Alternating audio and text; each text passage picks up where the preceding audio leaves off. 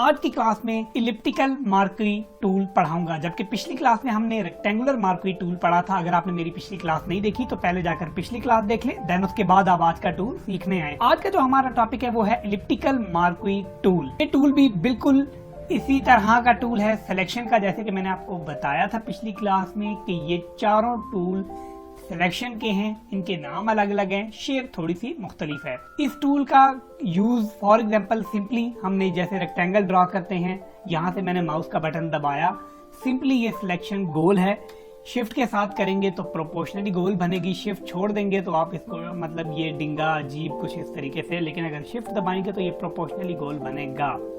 ठीक है, तो इलिप्टिकल मार्करी टूल ये गोल सिलेक्शन है। मैं कंट्रोल डी करता हूँ। आप इसको किस लिहाज से आपके क्या काम आ सकती है, फॉर एग्जांपल हम यहाँ से कोई पिक्चर लेके आते हैं। मैं यहाँ से पिक्चर में चला गया हूँ। पिक्चर में जाते ही ये पिक्चर हम यहाँ पर लेके आ जाते हैं और इस पिक्चर पे मैं यहाँ पर अब ये इलिप्टिकल मार्करी टूल यहाँ से मैंने सिलेक्ट किया। फॉर एग्जांपल मैं इसके दरवाजे को सिलेक्ट करना चाह रहा हूँ, तो मैंने यहाँ से शिफ्ट के साथ इलिप्टिकल मार्करी टूल का ये मैंने सिलेक्शन बनाई और इसको उठा के हम थोड़ा सा यहाँ पर रखते हैं।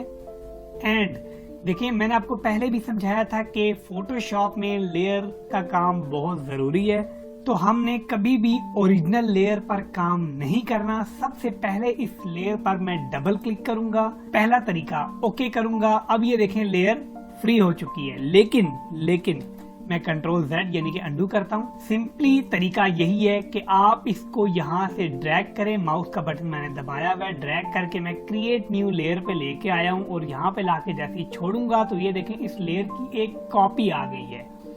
ये है दूसरा तरीका। अगर ये भी नहीं तो आपने करना है कंट्रोल J करेंगे तो ये इस लेयर की कॉपी, अब जो मैंने ये सिलेक्ट किया हुआ था वो हिस्सा उसकी कॉपी आ गई है। मैं अंडू करता हूं एंड कंट्रोल D करता हूं।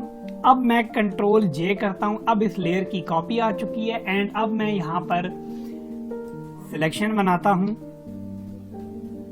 ये मैंने सिलेक्शन बनाई, इसको मैंने गेट के पास उठा के रखा और अब मैं जब कंट्रोल J करूंगा तो जितना मैंने ये सिलेक्ट हिस्सा किया वह ये अलग लेयर पे आ जाएगा।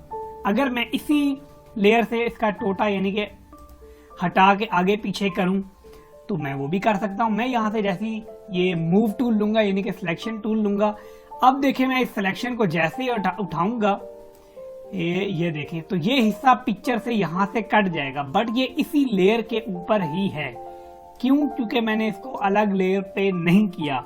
मैं कंट्रोल Z करता हूं, ये वापस आ गया एंड अगर अब मैं कंट्रोल J करूंगा तो ये देखें जितना हिस्सा मैंने सिलेक्ट किया था वो अलग लेयर पे आ गया है। एंड अब अगर मैं इस लेयर को हाइड करूंगा तो ये देखें ये अलग लेयर पे है एंड अब मैं इसको उठा के कहीं भी कर सकता हूँ, कुछ भी रख सकता हूँ। अगर मैं पिछली लेयर ऑन करूंगा तो ये देखें पूरा हमें नजर आ रहा है, बट जो हिस्सा हमने काटा था वो हमने अलग लेयर पे लिया हुआ है। ये सिंपली गोल सिलेक्शन के लिए ही होता है। तो जैसे ही देखें हम ये कोई भी यहाँ से सिलेक्शन सिलेक्ट करते हैं तो ऊपर ये देखें फोटोशॉप में प्रॉपर्टीज में कुछ हमें यानी कि ये जो है जैसे ही हम इस पे माउस लेके जाते हैं तो ये आता है न्यू सिलेक्शन। मैं इस पे क्लिक करता हूं तो ये देखें यानी कि हम न्यू सिलेक्शन ऐड कर सकते हैं। ठीक है, अब इसके साथ आ रहा है अगला, अगर हम इस पे माउस लेके जाते हैं तो आता है ऐड टू सिलेक्शन, यानी कि मैं इस पे क्लिक करूंगा यानी कि ये मजीद और ऐड करेगा। ये देखें मजीद और ऐड कर रहा है, यानी कि वो सिलेक्शन भी रहेगी और उसके साथ मजीद और सिलेक्शनें ऐड भी होंगी।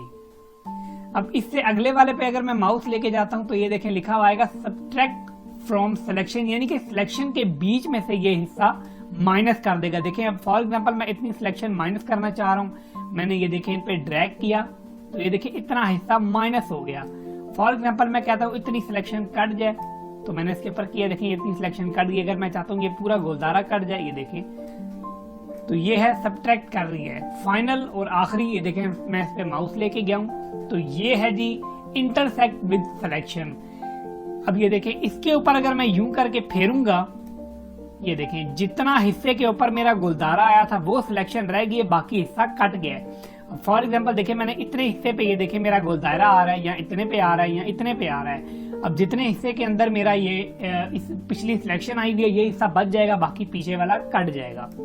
ये देखें। तो उम्मीद करता हूँ कि इन सब चीजों की आपको समझ आ गई होगी। आगे आ रहा है फेदर। फेदर में आपको फेदर की एक अलग क्लास बनाऊंगा। फिलहाल आपको मैंने ये टूल समझाना था, इलिप्टिकल मार्क्वी टूल। उम्मीद करता हूँ कि आपको समझ आ गई होगी। तो फॉर एग्जांपल हम कोई चीज काट के अगली पिक्चर पर भी लेके जा सकते हैं। कैसे लेके जा सकते हैं, ये देखें। मैं यहाँ से एक और पिक्चर ओपन करता हूँ कोई भी। फॉर एग्जांपल मैंने ये रूम ओपन किया, ये अलग यहाँ पर आ गया। मैं पीछे वाली पे आता हूँ, मैंने यहाँ से मूव टूल लिया, तो ये देखें मैं इसे मूव कर रहा हूँ। मैं यहाँ से इसको कॉपी करता हूँ जो हिस्सा मैंने काटा था, और यहाँ पे कंट्रोल वी करूंगा। कंट्रोल टी करते हैं तो हैंडल आ जाते हैं, ठीक है। मैं शिफ्ट और ऑल्ट के साथ इसको छोटा करता हूँ, और ये देखें जो मैंने गेट वहां से कट किया था यहाँ पे आ गया। इंटर कर दें, यहाँ से चेक के बटन पे क्लिक कर दें, तो मेरी वो जो वहां से मैंने सिलेक्शन काटी थी वो यहाँ पे आ गई है। तो उम्मीद करता हूँ कि ये इलिप्टिकल मार्क्वी टूल आपको समझ आ गया होगा। अगर वीडियो अच्छी लगी है तो वीडियो को लाइक कर दें, चैनल को लाजमी सब्सक्राइब कर दें। आगे हम बहुत कुछ सीखने लगे हैं, बहुत एडवांस तक सीखेंगे। Thank you for watching.